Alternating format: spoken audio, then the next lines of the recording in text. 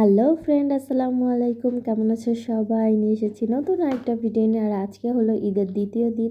তো আমরা আসলে ঈদের দিন আসলে কোথাও যেতে পারিনি, কারণ সোয়াদের বাবার কাজ ছিল, তার জন্য আমরা আসলে কোথাও যাইনি। একটু সোয়াদকে নিয়ে বিকেলবেলা ঘুরছিলাম, তো তার আর ভিডিও করা হয়নি। তো আজকে ঈদের দিন, ঈদের দ্বিতীয় দিন। তো আজকেই হলো আমাদের ঈদ, কারণ বিদেশে অনেকেরই আসলে কাজ থাকে ঈদের দিন, যার কারণে ঈদটা আসলে পরিবারের সাথে ওইভাবে কাটাতে পারে না। যাই হোক, তো আজকে আমরা যাচ্ছি একটু ঘুরতে। মাদ্রিদের মেন সিটিতে যাব, সোলে। তো যাই হোক, তো সোয়াদের বাবা আমাকে আজকে সকালে বলতেছিল যে তোমাকে তো ঈদে কিছুই কিনে দিলাম না, চলো তোমাকে একটা আইফোন কিনে দিই। যেই বাবা ওই কাজ মুখ থেকে শুধু বের করেছে, আমি সঙ্গে সঙ্গে রাজি হয়ে গেছি। তো আমরা রেনফিতে উঠে বসে পড়েছি, আর সোয়াদ এখানে খুব খুশি। তো আমরা ঘুরতে যাচ্ছি, এই জন্য সোয়াদ তো বাহির বের হলে অনেক খুশি হয়ে যায়। তো আমরা এখানে চলে এসে পড়েছি। তো আমরা এখানে একটু ঘুরে ঘুরে দেখতেছিলাম, আর আহনাফও আজকে খুবই নিরিবিলি। আর ওয়েট করতেছিলাম একটা ভাইয়ার জন্য, মানে আমার হাজব্যান্ডের একটা বড় ভাই। তোমরা প্রায় ভিডিওতেই তাদেরকে দেখেছো, রন্টু ভাইয়া।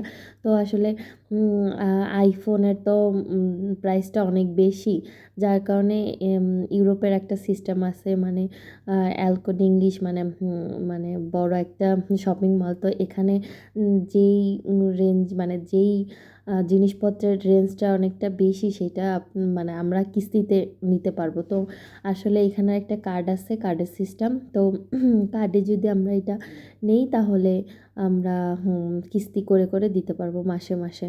যাই হোক, তো আমরা এই জন্যই আসলে ভাইয়াকে বলেছিলাম, রিকোয়েস্ট করেছিলাম। আর আসলে ভাইয়ার আসলে অ্যালকোড ইংলিশের কার্ড আছে। তো ভাইয়া রাজি হয়ে গেছে, তো তাকে নিয়েই আসছি আইফোনটা কিনতে। তো এর সাথে রিশাদও ছিল। তো রিশাদ আবার আইফোনটা খুলে আবার রেখে দিয়েছিল, বলতেছে না, বাসায় যে আপনি খুলে দেখেন আপু।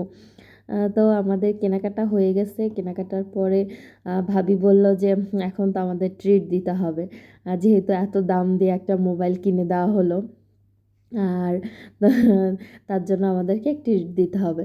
তো যেই বললাম যে আচ্ছা ঠিক আছে, চলেন তাহলে, কি খাবেন? বলল ভাবি পিৎজা খাবো। তারপরে আমরা একটা পিৎজার মানে একটা পিৎজার দোকানে চলে আসছি। তো এখানে আসার পরে প্রথমে কোকের অর্ডার দিলাম, দেন কোক দিয়ে গেল, আর আমরা গল্প করতেছিলাম। আর নুসরাত তো সারাদিন মোবাইল টিপে, আর এখানে আমি আমার ছেলে একটু ভিডিও করতেছিলাম। তো এই যে পিৎজা চলে এসেছে, আর আজকের পিৎজাটা অনেক মজার ছিল, চিজ একদম ভরপুর ছিল। আসলে নুসরাতের নাকি আবার চিজ খুব পছন্দ, যার কারণে এই পিৎজাটা অর্ডার দেওয়া হয়েছিল। আর গরম গরম পিৎজা খেতে আসলে মজাই লাগে। দেন আমাদের খাওয়া দাওয়া শেষে আসলে অনেক রাত্র হয়ে গেছে, তাড়াতাড়ি বাসায় চলে যাচ্ছি।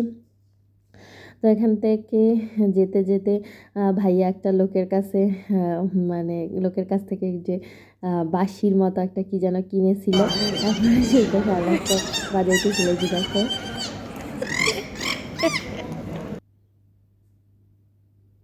দেন এখানে আমরা যাওয়ার সময় দেখতেছি একটা লোক একটা মেয়ের ছবি আঁকতেছে, মানে কি যে আঁকতেছে, মানে লোকটা তো দেখতেছি ভূতের মতো কি যেন আঁকতেছে, আর মেয়েটা মাশাআল্লাহ এত সুন্দর হাসতেছিল। কিন্তু মেয়েটা দেখো না কি ছবি আঁকতেছে, মনে হচ্ছে ভূত।